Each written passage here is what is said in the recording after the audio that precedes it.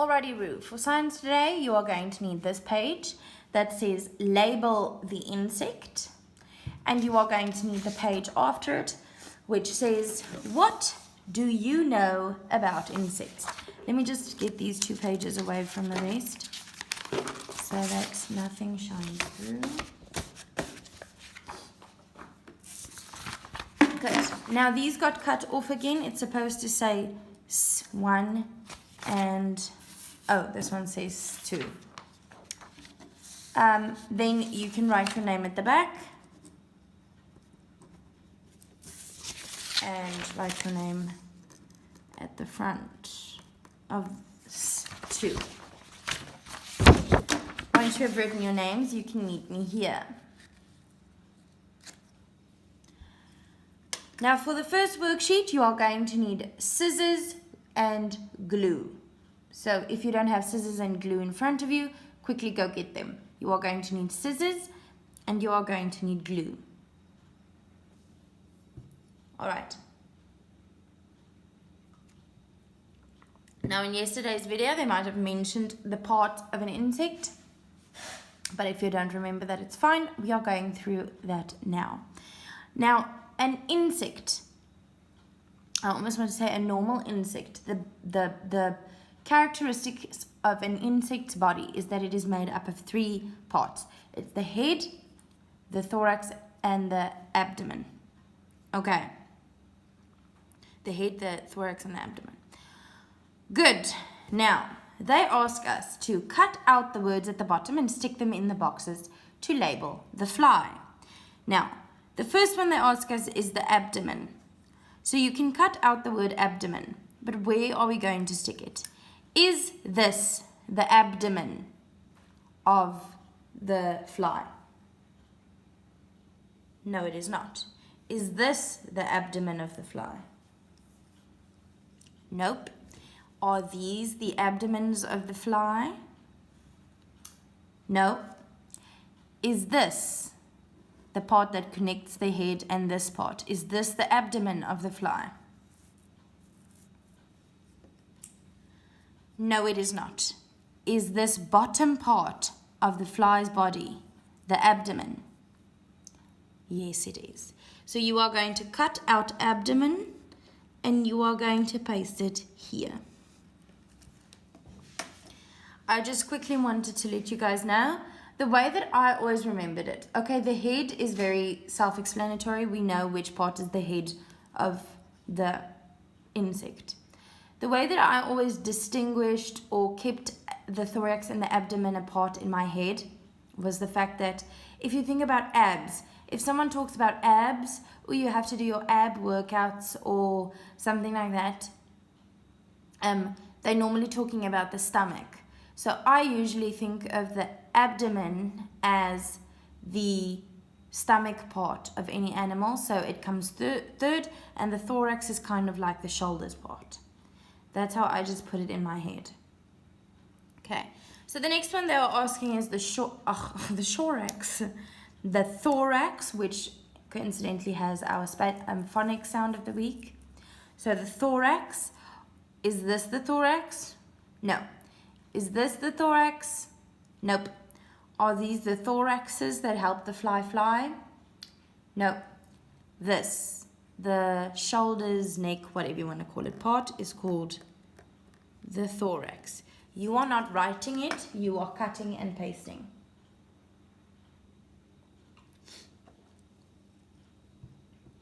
Next one. These 3 I'm going to let you label yourself. Because honestly, which part of the fly is the eye, which part of the fly is the leg, and which part is the wing. So these 3, you can pause the video, paste those 3 words. I'm moving on to 2. Now, once we get to the page 2, it says, what do you know about insects? All right. Once again, they give us a word bank and they give us a lot of sentences. Now we are going to have to write those words from the word bank into these sentences to complete them. So number 1, insects have something legs. Now you decide. Do insects have 3 legs?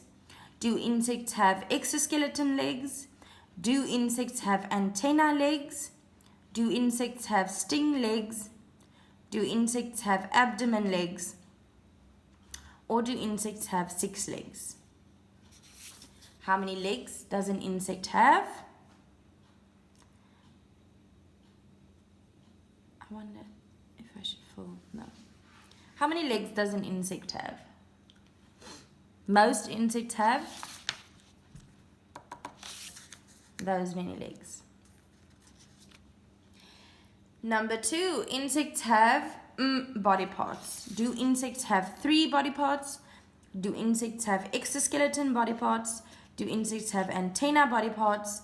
Do insects have sting body parts? Do insects have abdomen body parts? Okay, I'm just going to fill this in because insects have 6 legs. How many body parts do they have? We already talked about it. The head, the thorax, and the abdomen. How many are those? How many body parts does an insect have?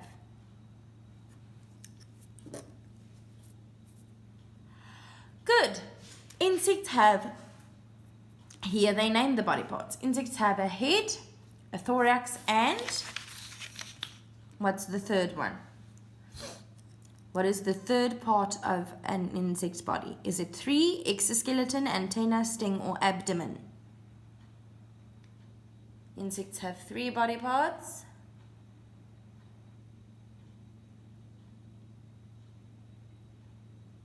I just answered that.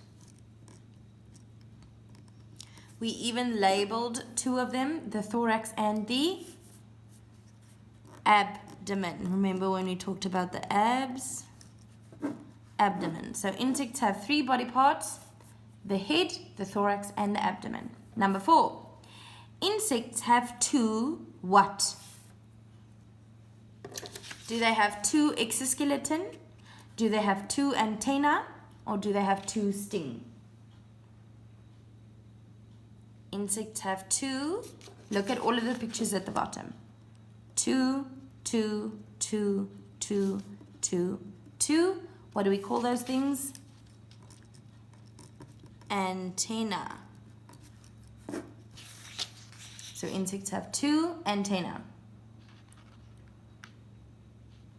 I can't wait for tomorrow's Zoom meeting. Those of you who cannot join, don't worry. I will upload it onto YouTube. Tomorrow is going to be more just like a show and tell from my side, and maybe a question and answer type of deal.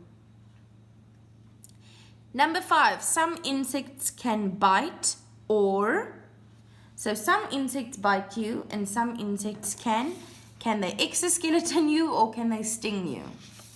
Think of a bee, sting. Some insects can bite or sting. Oh, I don't want to use the word hate, but I dislocate. I really dislike insects. I'm sorry. Of all of the animals that we've done so far, I love all of them. No, I am fine with all of them. I absolutely adore mammals. I love reptiles. I'm crazy about birds. I had a little bird when I was younger. I really want another one, but I think I have enough animals for now. Fish, not crazy about fish. Love to eat fish, love seafood. Not a big fan of fish itself. They don't do anything. And then insects. I'm sorry, grade 2. This is where I draw the line. I cannot stand an insect. I'm very excited for tomorrow's activity, but it also freaks me out to think that you'll understand when you see me tomorrow in the Zoom call. I'm going to have to do something that I'm a bit uncomfortable with. But I will do it for you, for education. Okay, number 6. Insects have the word that's left is exoskeleton. Now, what does this mean? This means they are invertebrates. When we say invertebrates, we mean they do not have a backbone. So technically, insects, but they don't. They don't have a backbone. They don't have a backbone that kind of connect anything. they have an exoskeleton. So what this means is they don't have, like mammals and fish and reptiles and birds, they have skeletons on the inside. If all of their, oh, that's what I'm about to say. If you look through, let me say it that way. If you look through their outer covering, their skin, and go into the body, you will find their bones. With like us as well, we have a skeleton and bones inside of our body, on the inside. Insects do not. They have their skeleton on the outside of their body. That's why they are so hard. Oh, ew. That's why they have such hard bodies, because their skeleton is on the outside and it kind of keeps the insides together. You guys, insects are so icky. I can't. Okay. Now, at the bottom they say name the insects. Let's take a look. I'm pretty sure this one is a butterfly, so you can write it with me. B-A-T-T-E-R-F-L-Y. Butterfly. Butterfly is an insect. They are nice to look at, but don't come near me.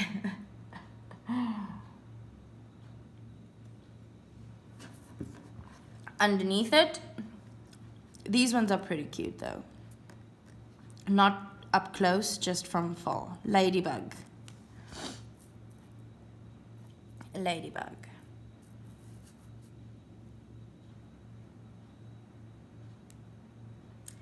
Next one, I'm pretty sure this is a dragonfly. Dragonfly. They are, if you have a swimming pool or anything, they love the water. We had a swimming pool at our old house and there were always dragonflies. And then they want to sit on your head while you're in the pool. Ugh, I can't stand insects. This one, Miss Itzebeth's biggest enemy, is a bee.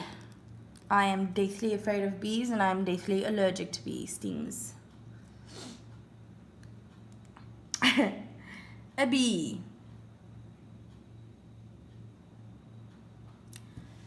This little buddy over here is an ant. They are very annoying little insects that just find anything in your house. They find food and then they just swarm. So an ant. And the last one, grasshopper. These are the only ones that I would say I kind of played with when I was a child.